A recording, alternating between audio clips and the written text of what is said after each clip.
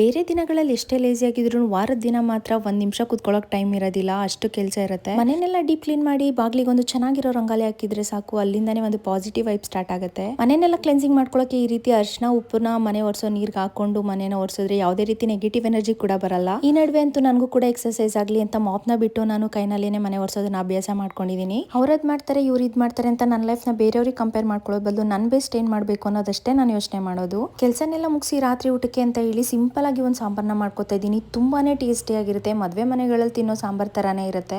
ಇದನ್ನ ಮಾಡೋದಕ್ಕೆ ನಾನು 3 ತರ ಬೇಳೆಗಳನ್ನ ಹಾಕಿ ಈರುಳ್ಳಿ ಟೊಮೆಟೊ ಸ್ವಲ್ಪ ಅರಿಶಿನ ಹಾಕಿ ಕುಕ್ಕರಲ್ಲಿ ವಿಜಿಲ್ ಬಿಟ್ಕೊಂಡಿದ್ದೀನಿ. ಇನ್ನೊಂದ್ ಕಡೆ ಒಗ್ಗರಣೆಗೆ ಅಂತ ಎಣ್ಣೆ ಬಿಟ್ಕೊಂಡು ಸಾಸಿವೆ ಜೀರಿಗೆ ಹಾಗೇನೆ ಕರಿಬೇವಿನ ಸೊಪ್ಪು ಒಣಮೆಣಸಿನಕಾಯಿ ಮನೇಲಿ ಮಾಡಿರುವಂತ ಖಾರದ ಪುಡಿ ಹಾಗೆ ಸ್ವಲ್ಪ ಹುಣಸೆಹಣ್ಣು ಹಾಕಿ 2 ನಿಮಿಷ ಬೇಯಿಸ್ಕೊಂಡೆ. ಇದಕ್ಕೆ ಬೇಯಿಸಿಟ್ಟಿರೋ ಬೇಳೆನ ಹಾಕೊಂಡು ಸ್ವಲ್ಪ ಉಪ್ಪು ಬೆಲ್ಲ ಲಾಸ್ಟ್ ಅಲ್ಲಿ ಕೊತ್ತಂಬರಿ ಸೊಪ್ಪನ್ನ ಹಾಕೊಂಡು ಬೇಕಾದಷ್ಟು ನೀರನ್ನ ಹಾಕೊಂಡು ಕುದಿಸ್ಕೊಂಡ್ರೆ ಆಗೋಯ್ತು. ಸಾಂಬಾರ್ ತುಂಬಾನೇ ರುಚಿಯಾಗಿರುತ್ತೆ. ನಾವು ಮದುವೆ ಮನೆಗಳಲ್ಲೆಲ್ಲ ತಿಂತೀವಲ್ಲ ಸೇಮ್ ಅದೇ ತರ ಟೇಸ್ಟ್ ಇರುತ್ತೆ. ಒಂದ್ಸಲ ಟ್ರೈ ಮಾಡಿ.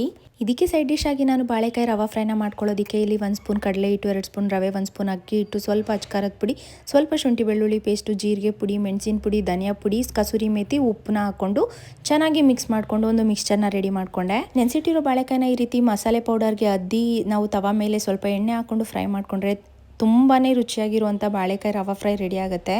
ಈ 2 ರೆಸಿಪಿನ ನೀವು ಮಸ್ಟ್ ಟ್ರೈ ಅಂತಾನೆ ಹೇಳ್ತೀನಿ. ಒಂದ್ಸಲ ಟ್ರೈ ಮಾಡಿ, ತುಂಬಾನೇ ರುಚಿಯಾಗಿರುತ್ತೆ.